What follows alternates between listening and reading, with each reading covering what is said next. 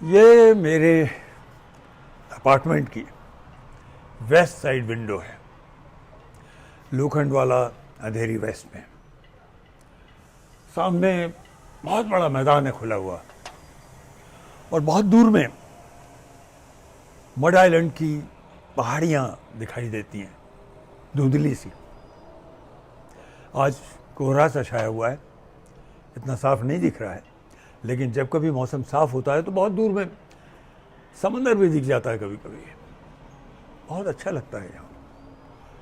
जब when you have a very turbulent mind, this sight and standing over here has a very calming effect. शांत करता है मन को, और मन अक्सर फिर पुरानी जो जर्नी है उस तरफ लौटता है। कभी कभी बचपन तक लौट जाता है। इतनी लंबी जो यात्रा हुई, अच्छे बुरे अनुभव हुए, गड्ढे आए, नाले आए, पहाड़ियाँ आई, तरह तरह के अवरोध आए, ऑब्स्टिकल्स आए, साइन पोस्ट आए, साइन बोर्ड्स आए।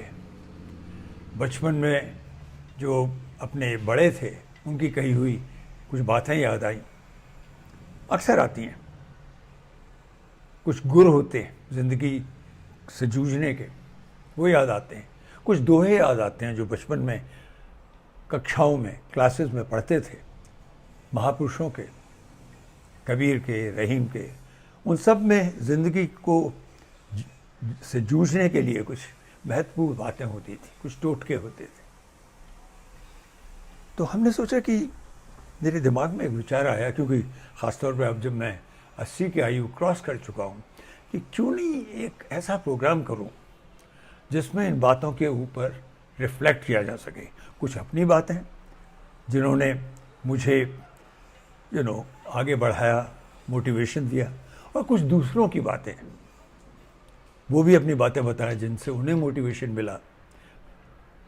साधारण लोगों की बातें, ज़रूरी नहीं है बहुत बड़े बड़े बड़े सेठ और पॉलिटिशियंस की बातें, नहीं, साधारण लोगों की बातें भी। तो हमने सोचा एक ऐसा प्रोग्राम किया जाए जिसमें इन बातों पे वक्त वक्त पे, जो कि ज़िंदगी से जूझने की बातें हैं, उन पे विचार किया जाए, उनके शेयर किया जाए।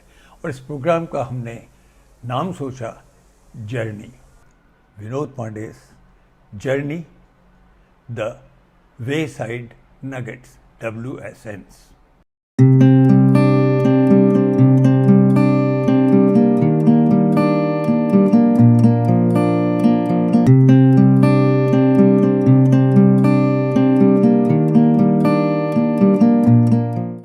पर हर काम जो हम करते हैं, हर क्रिएटिव एफर्ट जो हम करते हैं, उसके पीछे एक कोर वैल्यू होती है, एक मॉरल फाइबर होता है, थॉट होता है जो अंदर से उगता है, ज़मीनी होता है, एक किस्म का USP, यूनिक सेलिंग प्रोपोजिशन, उसकी पूरी आत्मा उसमें होती है।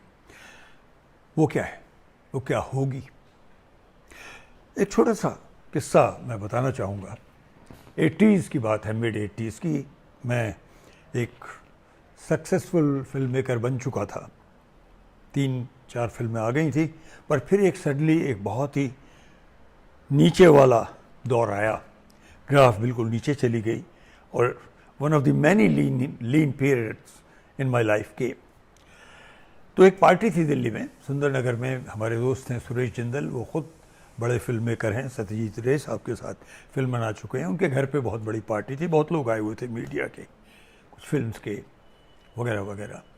तो वहाँ मुझे मेरे एक पुराने साथी BBC के मिले, गौरी शंकर जोशी, जो एक तरह से मेरे मेरे मेरे सीनियर तो थे ही।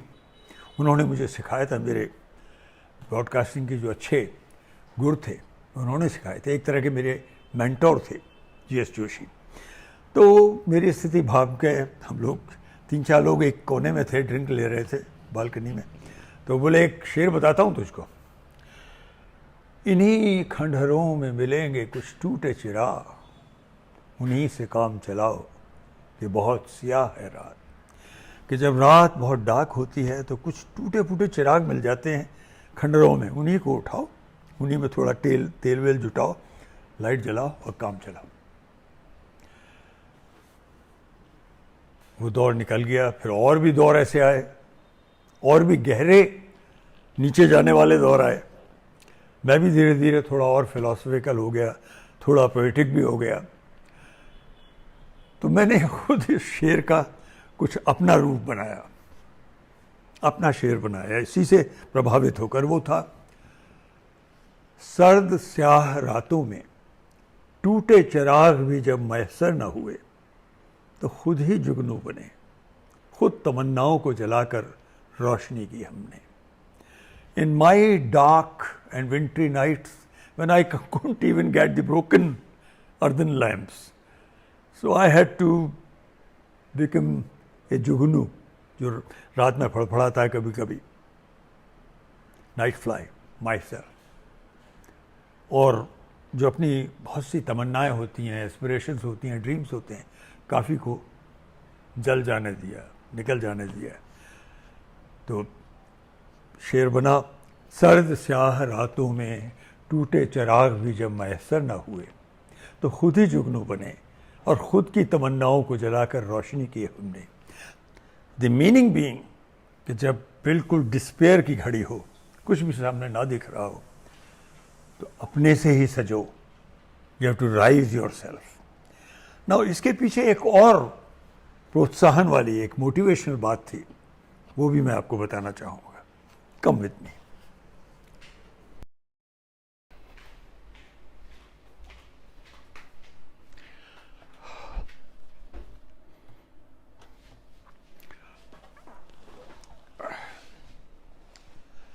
ये 1971 की बात है। मैं तब ब्रिटिश सिविल सर्विस में काम करता था और बीबीसी में ब्रॉडकास्टर भी था, ज़्यादातर न्यूज़ करता था, पर कभी कभी दूसरे प्रोग्राम्स भी करता था। बीबीसी में एक प्रोग्राम के दौरान, सप्ताह के अतिथि प्रोग्राम था, राज साहब से मेरी मुलाकात हुई क्योंकि उन्हें बीबीसी में मैंने ही इनवाइट किया था। कुछ ऐसा हुआ कि मैं उनके बहुत नज़दीक आ गया। उन दिनों वो अपनी फिल्म मेरा नाम जोकर का पोस्ट प्रोडक्शन वर्क लंदन में कर रहे थे। लेबॉर्ट्री भी उनकी वही थी, टेक्निकल लेबॉर्ट्री। तो अक्सर ये होता था कि मैं उनके साथ कार में, मैं कार अपनी चलाता था, वो मेरे साथ बैठ जाते थे। वो somehow he became very fond of me. मेरा बड़ा उत्साहित सा आदमी था मैं, तो बड़े खुश से हो गए थे मुझसे। और अक्सर वो अपनी गाड़ी को फॉलो करने देते थे और मेरी गाड़ी में ही जहाँ उन्हें जाना होता था जाते थे और हम गपशप मारते हुए जाते थे। उन्हें यह भी पता चल गया था कि मैं फिल्मों में बहुत दिलचस्पी है मेरी और मैं एक्टर बनना चाहता हूँ।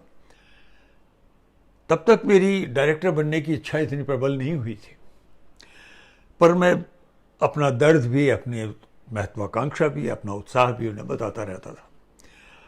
तो कुछ बात डिस्कशन हुआ और किसी सिलसिले में उन्होंने एक बहुत इंटरेस्टिंग छोटी सी बात लगती है पर बड़ी इम्पॉर्टेंट बात साबित हुई मेरे जीवन के लिए, जिसको कि मैंने एक गुर की तरह हमेशा पकड़ के रखा, एक नगेट की तरह पकड़ के रखा। उन्होंने किसी डिस्कशन के संदर्भ में मुझे कही। उन्होंने कहा, बात हो रही थी रिस्क लेने से कि भाई शायद मैंने ये कहा हो कि राज भाई आप ठीक है ना, मैं यहाँ से अगर छुट्टी ले लूँ नौकरी से और लंदन छोड़ के लंदन से कुछ महीनों के लिए बम्बई आ जाऊँ तो ठीक रहेगा, ठीक कर रहा हूँ मैं। तो उन्होंने शायद इस संदर्भ में ये बात कही कि देख पापा जी, उनके पिताजी पृथ्वीराज कपूर, पापा जी अक्सर मुझसे एक बात कहा करते थे कि बेटे बिना आप पे मरे स्वर्ग नहीं मिलता। You don't get to the heaven without dying yourself. ये नहीं हो सकता कि मरे कोई और आप आराम से स्वर्ग में पहुंच जाएं, ऐसा नहीं होगा। You have to take your own step, you have to take responsibility and risk has to be yours, only yours.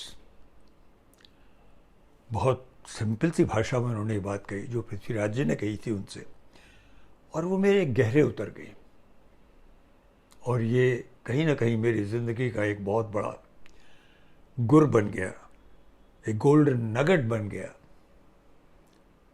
जिसको मैंने हमेशा फॉलो किया, और ये मुझे करना पड़ा जब मैंने सिविल सर्विस छोड़ दी। मैं फ्रीलांस हो गया, पहले डॉक्यूमेंट्रीज बना, फिर मैंने अपनी एडवर्टाइजिंग एजेंसी बनाई, और फिर वो घड़ी आ गई कि मैं फ़िल्म बनाना चाहता था, और मेरा रुझान कैमरे के सामने की जगह पीछे की तरफ हो गया। मैं डायरेक्टर बनना चाहता था। मैंने एक स्क्रिप्ट लिखी एक बार, फिर उसको वहीं बनाना चाहता था ताकि पैसे ज़्यादा ना लगे, और मैंने कोशिश की कि लंदन में ही कुछ मेरा जुगाड़ हो जाए, कुछ लोग पैसे लगा दें। पूरा 1 साल मैं भागदौड़ करता रहा, किसी ने मेरा साथ नहीं दिया। मुझे 1 रुपये 1 पाउंड की भी हेल्प नहीं मिली। कोई एक्टर भी मैं वहाँ से जुटा नहीं पाया। अब वो घड़ी आ गई कि I had to take a step, what do I do? And then I remembered what Raj साहब had once told me, which his father had said, कि बेटे बिना आप पे मरे स्वर्ग नहीं मिलता। So I decided to take my own step. I took this step after weighing everything, calculating everything, सारे पूरी तरह से एनालिसिस करने के बाद, और मैं कूद पड़ा। और हुआ ये कि इस कोशिश के दौरान मैं अपनी एडवर्टाइजिंग एजेंसी में, जिसमें मैं एड फिल्म्स भी बनाता था, ब्रिटिश एयरवेज तक की एड फिल्म्स बनाता था, मेरे पास अच्छा खासा धन इकट्ठा हो गया था। पर्याप्त तो नहीं था, पर काफ़ी हो गया था। पर मैं पार्ट फंड्स के बेसिस पे ही मैं कहा कूद तो पड़ते हैं, फिर देखते आगे क्या होता है। कैलकुलेशंस भी कर लिए थे, और राज साहब की बात को, उनके दिए हुए गुर को याद करके मैंने अपनी ज़िंदगी का सबसे महत्वपूर्ण कदम खुद अपने आप उठाया। The film that I made, which was my first film, एक बार फिर, was made in London. I was its financier, I was its producer, I was its director, I was its writer, the lyric writer, the choreographer, and also finally the distributor in UK. बस एक ही चीज़ से बच गया कि I did not become finally the only audience of my film. Frankly, the film was a turning in my life. मुझे भी ये अंदाज नहीं था कि इतनी मोहब्बत हिंदुस्तान में मेरा इंतज़ार कर रही है, जिसका असर लंदन में भी हुआ, विदेशों में भी हुआ, और यहाँ तक हुआ कि मेरी पहली फिल्म, जो मैंने अकेले अपने आप रिस्क लेके बनाई, वो मेरे भारत लौटने का, मेरे अपने मुल्क लौटने का, अपनी ज़मीन पे लौटने का टिकट भी बन गई।